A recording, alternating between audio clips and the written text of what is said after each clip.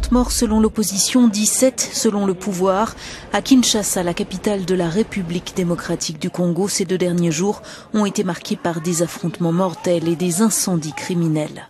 En représailles aux incendies dans des bâtiments de partis de la majorité, le siège de l'UDPS, le premier parti d'opposition, a été réduit en cendres. Nous, on n'est pas des Congolais, nous sommes des étrangers, parce qu'on souffre dans notre pays même.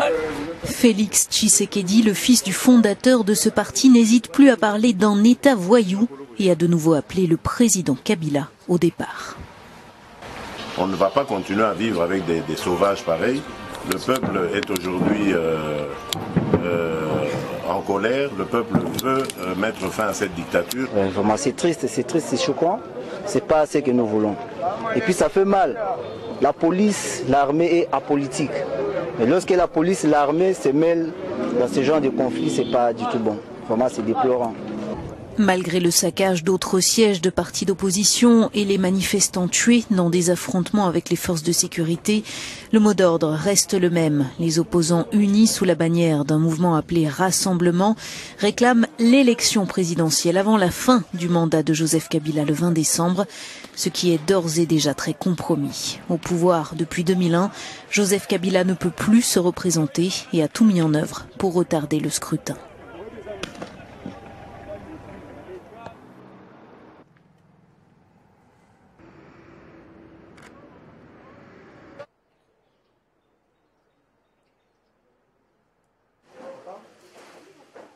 bazotonga bango bazalaki bagarde yao babomi bango nyonso bamosusu batikali na hôpital obolanga oto kofoka siko busha batindi bango.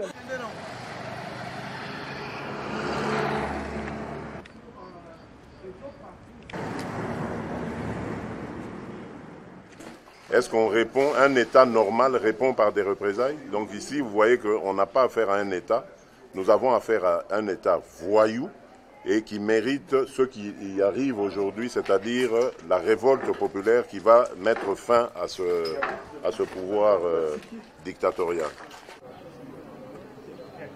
This is what remains of the headquarters of the Democratic Republic of Congo's main opposition party, UPDS. Its leader, Etienne Tshisekedi, is President Kabila's main rival. Armed men also set ablaze the offices of 2 other opposition parties in the capital, Kinshasa. Opposition supporters blame security forces for burning the buildings. We really deplore this kind of behavior. It's not what we want. It hurts. The police and the army are supposed to be apolitical, and when they get involved in these kind of conflicts, it's never good. Dieu merci Ikima survived the attack. Kabila goes to America and tells you things, and you let him get away with it. Kabila is an assassin. He's a bad man. He needs to leave this country. On Monday, there was violence between police and protesters demanding President Joseph Kabila step down. The polls are due in November, but the opposition fears that the president wants to postpone them and cling to power. The power belongs to the people. We have power to stop anyone trying to lead by force. Today we are going to notify Mr. Kabila that his mandate is over. This is the worst violence in the Congolese capital since a police crackdown in January last year. Opposition leaders say more than 50 people died when security forces fired live ammunition into protesters on Monday. The government says 17 were killed. These are sad and barbaric acts of extreme savagery. They have so far caused deaths of 17 people, 3 policemen and 14 civilians. At least 12 people died last year in similar protests. The Democratic Republic of Congo has never had a smooth transfer of power since independence more than 55 years ago. Mohamed Ado, Al Jazeera.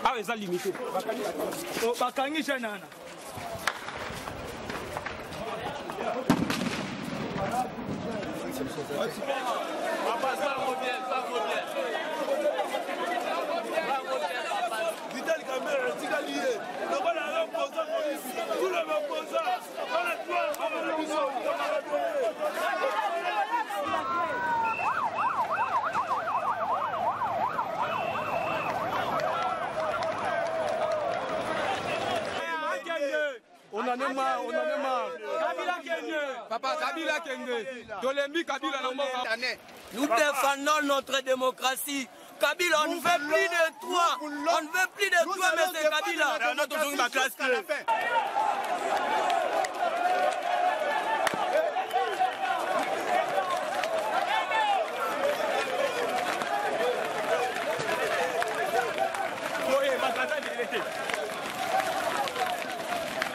Même si prenez 10 ans, 20 ans, tu n'es plus président de la République. Même les pierres, même la terre, même les ciels n'ont plus confiance à toi. Même les ancêtres n'ont plus confiance à toi.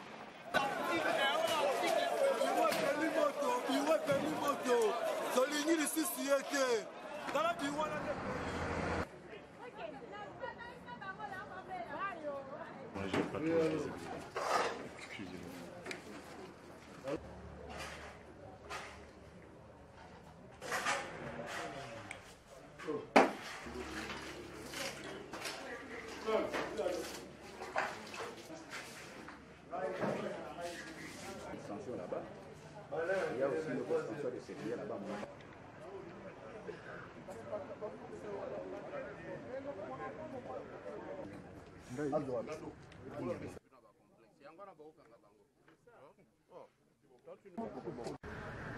« 17 morts, dont 3 policiers et 1 brûlé vif, et 14 civils parmi les pillards. 2 blessés par balle, 2.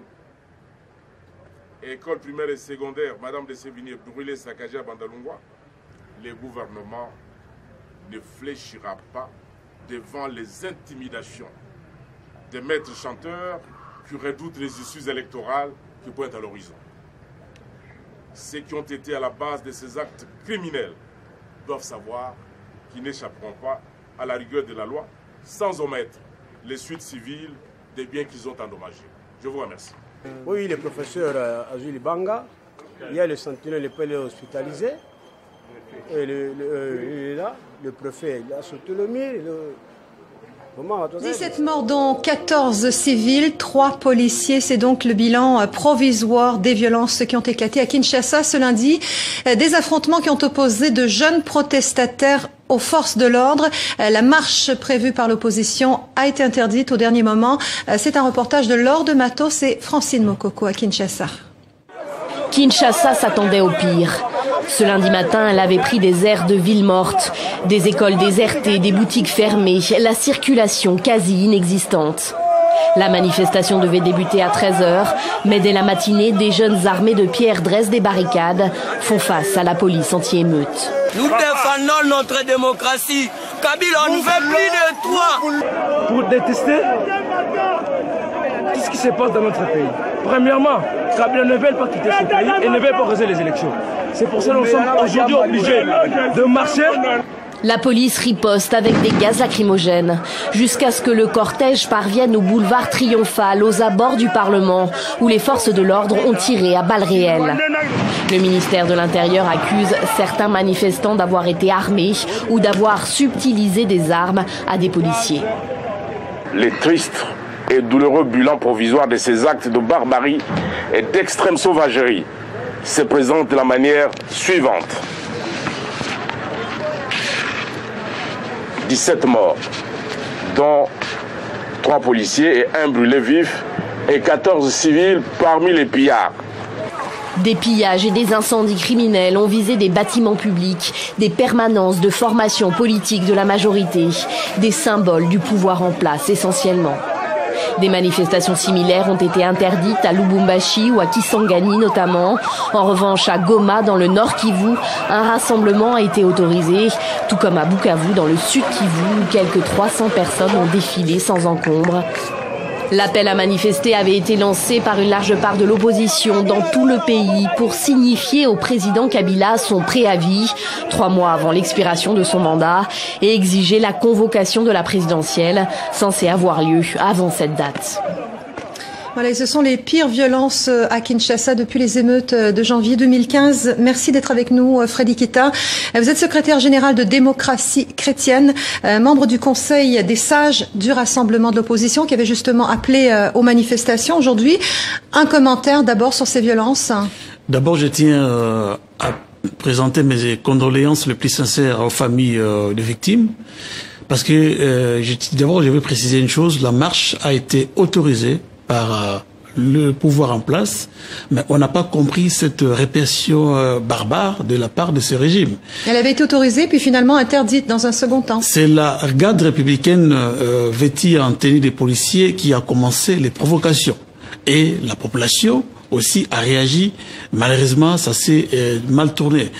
Quand M. Bochab parle de 17 morts, non, nous avons compté au jour d'aujourd'hui 32 morts et 57 blessés graves. Selon vos informations sur place à Kinshasa? Selon nous étions sur le terrain. Il y a les informations qui arrivaient minute par minute, on a les images et nous savons que nous avons compté 32 morts et 57 blessés, j'ai dit bien grave. Alors le bilan est lourd, en tout cas le bilan provisoire donné par le gouvernement, 17 morts, peut-être beaucoup plus selon vous. Est-ce que ces événements, c'est un message adressé à Joseph Kabila, un avertissement peut-être? Bon, il est en train de vivre ces derniers moments. Je crois que c'est un être humain comme nous tous. Il doit comprendre aujourd'hui les langages de la rue, les langages de la population. Les rassemblements a appelé le peuple à manifester parce que M. Kabila, depuis 2012, il avait eu le temps matériel d'organiser les élections. Mais nous savons que M. Kabila n'a pas la volonté de quitter le pouvoir. C'est pourquoi vous voyez tous ces problèmes qui nous arrivent. Mais je crois que ce qui s'est passé aujourd'hui, M. Kabila doit comprendre que son heure est arrivée et il doit partir calmement. Alors on va écouter, si vous le voulez bien, la réaction du pouvoir congolais. Dans l'après-midi, Mathieu Vandrely a joint par téléphone le porte-parole du gouvernement, Lambert Mende. Nous sommes complètement désillusionnés par la capacité nocive de ceux qui ont sollicité à exprimer leur droit démocratique et qui en réalité n'avaient que l'intention de déstabiliser notre pays, de l'insécuriser, voire même de le conduire au bord de la guerre civile. Nous avons enregistré 17 morts, et pour la plupart directement liés à des actions préméditées par des gens qui ont annoncé aux autorités municipales qu'ils voulaient simplement aller déposer une pétition à la Commission électorale nationale indépendante, mais qui n'ont jamais eu à l'idée d'aller déposer cette pétition. Il s'agissait simplement de répandre le chaos à travers le pays. Monsieur Mende, la situation politique est préoccupante ce soir tout de même en République démocratique du Congo. Qu'est-ce qu'il faut faire, clairement? Nous allons reprendre les travaux du dialogue national, là où nous les avons laissés avant-hier, dès demain, dans l'avant-midi. Voilà, parlons de ce dialogue national, Freddy Kita. Le rassemblement auquel vous appartenez a refusé d'y participer. Est-ce que ce n'est pas un peu une occasion ratée d'aller vers des élections apaisées, comme le dit le président Kabila? Le dialogue n'a pas encore commencé. Dans ce pays, nous avons deux camps. Nous avons le camp du président Etienne Tshisekedi avec les rassemblements et vous avez de l'autre côté le camp de M. Kabila et alliés. Donc, nous attendons à ce que la communauté internationale nous désigne un autre facilitateur parce qu'on a réquisé M. Kodjo pour qu'on commence les discussions proprement dites. Il y a eu des travaux depuis 2 semaines autour de ce dialogue national tout de même. Non, pour nous, c'est pas un dialogue, c'est un monologue. Donc, c'est un séminaire interinstitutionnel de M. Kabila et alliés. Donc, nous attendons à ce que, comme on avait dit, on a réquisé M. Kodjo. Nous attendons maintenant qu'on nous choisisse, un nouveau facilitateur. Et on va se préparer, les deux parties, comme je viens de dire, pour qu'on aille enfin au dialogue. Est-ce que l'opposition est à la hauteur des discussions? On voit bien que l'opposition est divisée en RDC. L'opposition n'est pas divisée. Hier, la communauté internationale nous accusait d'être plurielle. Le président Tshisekedi, depuis le 10 juin, a réuni tous ces enfants de l'opposition que nous sommes aujourd'hui. La plupart. Vital Kamerhe participe écoutez, au dialogue. Je parle de la vraie opposition autour du rassemblement que Etienne Tshisekedi a réuni. Donc, au jour d'aujourd'hui, il n'y a que deux camps que je vais te dire. Il y a les rassemblements avec Etienne Tshisekedi et les camps de M. Kabila et alliés. Qu'est-ce que vous attendez ce soir du président Kabila? Un message clair sur ses intentions, aussi qu'il ne s'est pas encore porté officiellement candidat à la présidentielle? Écoutez, M. Kabila est à la fin de son dernier mandat. Si on fait bien les calculs, il vient de faire déjà 3 mandats, parce que c'est depuis 2011 qu'il est aux affaires. Donc, nous avons demandé depuis longtemps, M. Kabila, de respecter la Constitution qui est notre livre. Mais qu'est-ce qu'il faut qu'il fasse? Il faut qu'il le dise, il faut qu'il s'adresse aux Congolais. Qu'il le dise ou pas, mais la Constitution est là et claire. Il n'a qu'à respecter son dernier mandat. Et vous, demain, qu'est-ce que vous allez faire? Est-ce que vous allez appeler les Congolais à poursuivre les manifestations? Nous continuons les actions jusqu'au 19 décembre, le jour de son départ effectif. C'est ça. Donc, en dehors de ça, il n'y a rien. Nous avons demandé depuis longtemps à M. Kabila de respecter la Constitution. D'abord, en 2011, il avait usurpé le pouvoir. Nous avons accepté parce que nous sommes des gens pacifiques, mais trop c'est trop, on ne peut pas se laisser faire. M. Kabila n'a qu'à plier ses bagages le 19 décembre et il n'a qu'à partir. Il y a la CENI qui nous parle que techniquement parlant, il ne peut pas organiser l'élection. Nous avons dit clairement, même s'il faut qu'il y ait transition, ça sera sans M. Kabila. Là, nous sommes clairs. Freddy Kita, secrétaire général de Démocratie chrétienne, merci d'être venu jusqu'à nous. En marge de l'Assemblée générale des Nations unies lundi, le ministre français des Affaires étrangères Jean-Marc Ayrault a jugé la situation extrêmement préoccupante et dangereuse en République démocratique du Congo. Le chef de la diplomatie française n'exclut pas la possibilité de sanctions européennes contre Kinshasa et sa violente répression. Des milliers d'opposants au président Joseph Kabila ont défilé hier lundi dans les rues de la capitale congolaise. Selon le gouvernement ou l'opposition, il y aurait de 17 à 50 morts.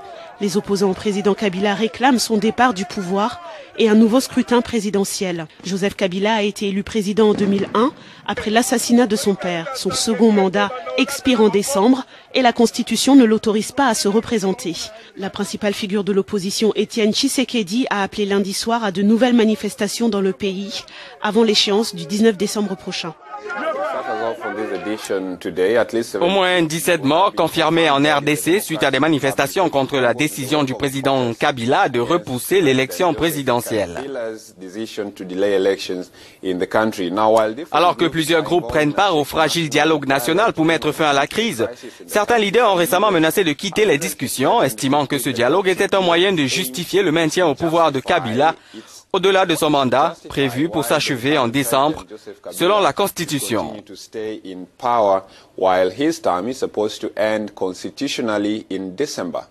Robert, les violences ont commencé avec l'attaque d'une permanence du parti présidentiel à Limete. À la suite de ces tensions, les autorités ont annulé la manifestation. La correspondante de RFI ainsi qu'un photographe de l'AFP ont été interpellés hier dans la capitale Kinshasa dans la foulée de tensions qui ont émaillé donc la capitale et d'autres villes du pays. De leur côté, les autorités ont dénoncé une incitation à la violence de la part de certains leaders de l'opposition. On écoute le porte-parole du gouvernement, Lambert Mende.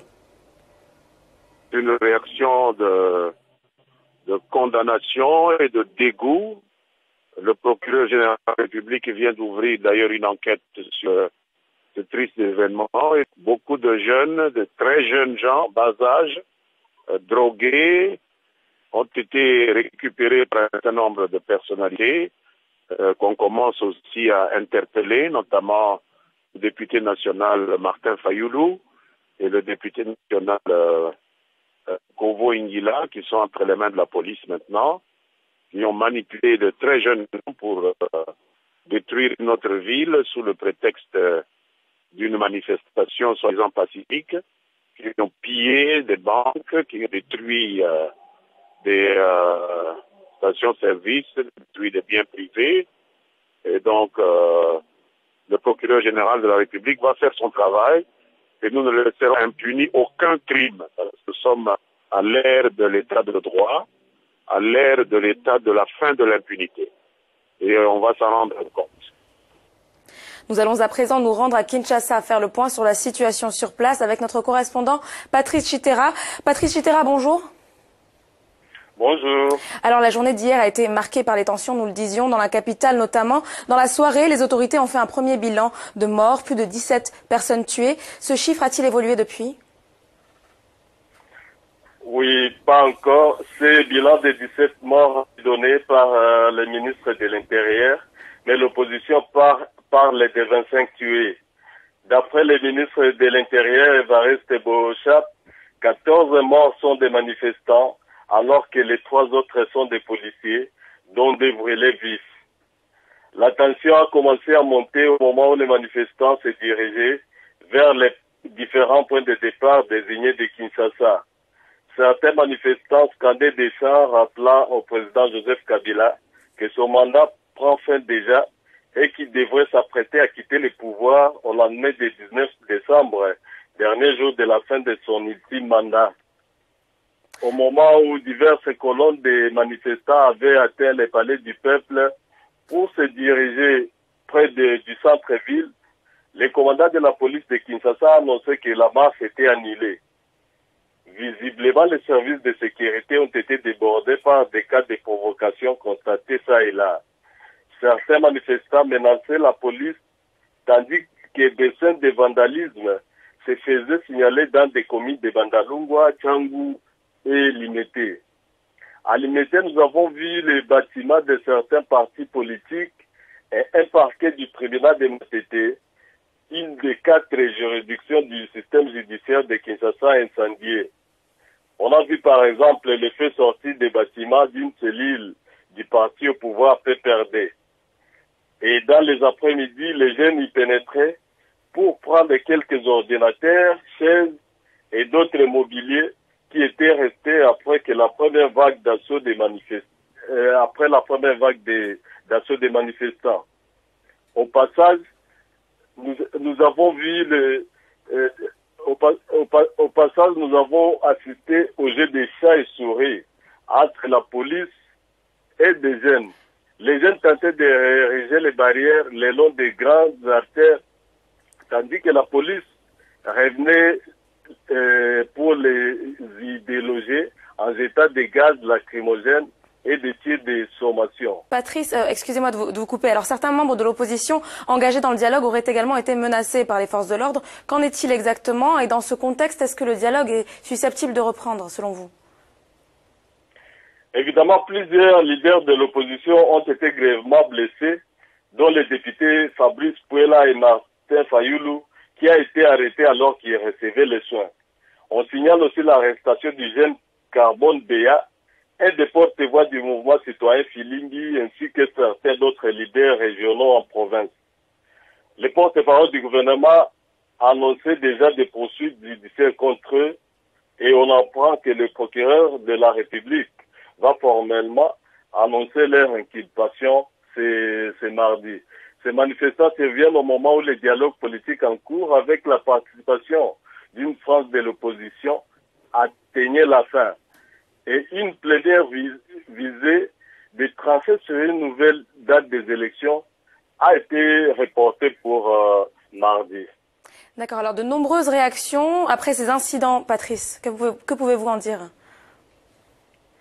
Oui, on a la réaction du ministre des Affaires étrangères français Jean-Marc Ayrault, qui a jugé lundi que la situation en République démocratique du Congo est très dangereuse et extrêmement préoccupante. Il y a aussi la réaction du département d'État américain et le secrétaire général de l'ONU, Ban Ki-moon, qui ont dit de leur côté appeler lundi au calme et à la retenue. Les porte-parole du département d'État, John Kirby, s'est déclaré dessus que la Commission électorale n'est pas annoncé une date pour l'élection présidentielle et des violences dans la capitale. Merci beaucoup. Merci Patrice Chitera. C'était notre correspondant en RDC qui revenait sur la situation préélectorale au Congo en RDC. Il parle d'une situation très dangereuse pour l'instant. Je suis profondément triste d'apprendre la mort de plusieurs personnes hier lors d'affrontements violents à Kinshasa. Nous regrettons toutes ces pertes de vie humaines et les différents saccages à travers la ville. Je condamne avec la plus grande fermeté ces violences. Je suis fier de voir le peuple congolais se soulever pour ses droits, mais je suis choqué de voir le pouvoir les réprimer. J'appelle la population congolaise en RDC et à l'étranger à manifester pacifiquement. Je demande aux autorités congolaises de relâcher les citoyens arrêtés ces jours-ci, alors qu'ils manifestaient pacifiquement pour la non-violence, la paix et le respect de la Constitution. Les forces de sécurité doivent respecter les libertés fondamentales, dont le droit à manifester. J'appelle au gouvernement congolais à respecter la Constitution.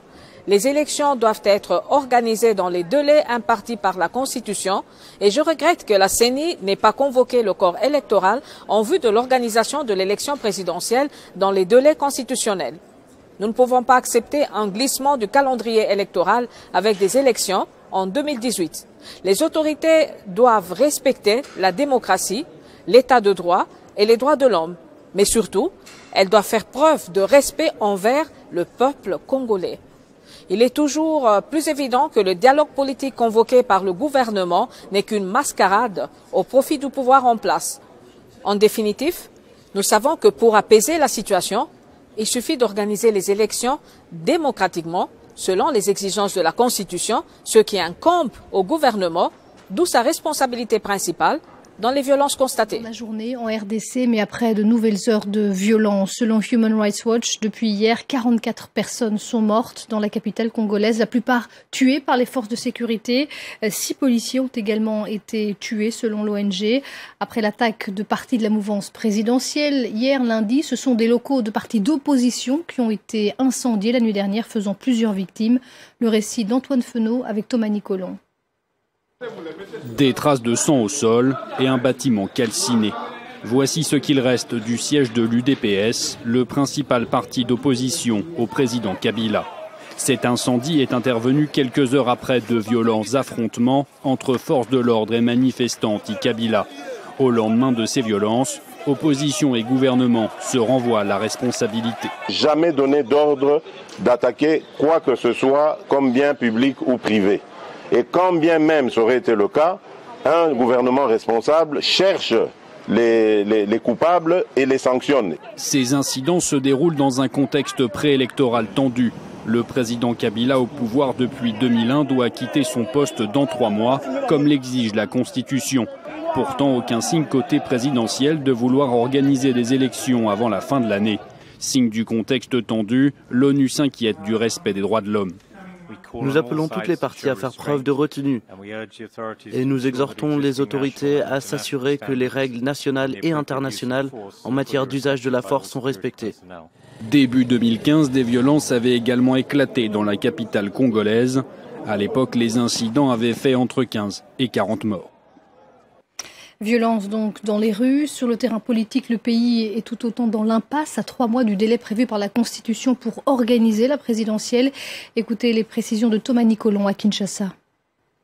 La manifestation et les heurts qui ont éclaté hier à Kinshasa n'ont fait qu'accentuer la crise politique dans laquelle se trouve la RDC. Aujourd'hui, c'est l'Église catholique qui a décidé de suspendre sa participation au dialogue national jusqu'à nouvel ordre pour 2 raisons principalement. Tout d'abord parce que les évêques ont été interpellés par le sang des frères et des sœurs tombés hier pour le respect de la Constitution et ensuite parce que cette Église catholique, elle veut l'assurance que M. Joseph Kabila ne se présentera pas aux prochaines élections présidentielles. Du côté de l'opposition, Martin Fayoulou, qui était l'un des organisateurs de la marche d'hier, me disait que maintenant c'est la communauté internationale qui doit se mêler de la situation dans le pays afin de l'aider à sortir de cette impasse totale. Du côté du gouvernement, Lambert Mendé, le porte-parole, me disait lui qu'hier c'était bien une tentative de coup d'État de la part de l'opposition qui avait échoué. Et les réactions de la communauté internationale, justement, elles ont été nombreuses aujourd'hui, notamment depuis New York où se tient en ce moment l'Assemblée générale des Nations Unies. Écoutez, le président français François Hollande qui a haussé le ton. Nous ne savons pas encore le nombre de morts, mais ce qui est incontestable, c'est qu'il y a des victimes et qu'elles ont été provoquées par des exactions venant de l'État congolais lui-même.